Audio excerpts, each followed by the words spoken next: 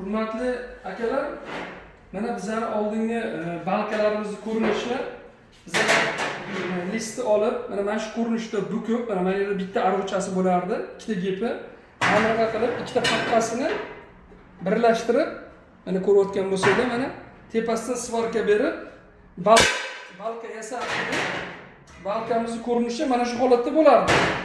Ko'rishingiz mumkin mana. Buni faqat mana bu svarkalar ushlab turardi, ikkita paqqani bir-biriga yopishgan holatda. Arig'i ham bitta bo'lardi. Hozir bizlar avtomatik liniya olib kelganmiz. Ana endi ko'rishingiz mumkin.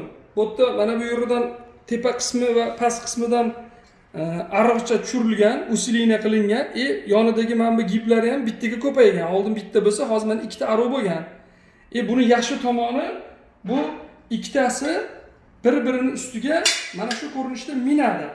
Mana bu ko'rinishda mana bir-biriga mindirilsa, tepasi ham 2 qavat, pasti ham 2 qavat bo'lib, mana bu ikkita ariqcha ham bir-biriga minib, juda ham mustahkam usilinli balka bo'ladi va balkaning ko'rinishi mana ko'rishingiz mumkin. Mana tayyor balka, mana bu yoqda ikkitadan ariqlar, giplar, bu har bitta gip bu jo'stkis beradi degani, ya'ni usiliniya beradi degani.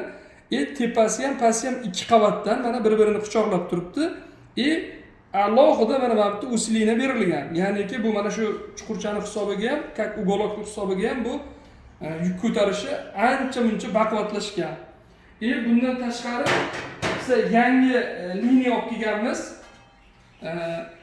Mega stelajda stoykasini qiladigan. Oldin biza 2,5 metrdan misol ulagan bo'lsak, endi bu целый bo'ladi. 5 metr, 8 metr, 10 metr bo'lsa ham bo'ladi. Buni yana yaxshi tomonlaridan biri mana bizda oldin mana bu ikkita quloq bo'lmasdi. Bu mana shuni qayrilganlik hisobiga mana shu joylarida usiliniya oshadi va mana bu chuqurchasi, ya'niki mana bu tomonidagi mana bu usiliniyasi 1 2 3 4 ta gip bo'lmasdi. Hozir bunda bor. Ya'ni buni avtomatik liniyada qilinadi bu narsa. Bu ancha chiroyli, juda ham oldingi yasagan ramalarimiz, stoykalarga nisbatan bu baquvvat hisoblanadi. Mana shuni sizlarga yetkazib qo'ymoqchi edik.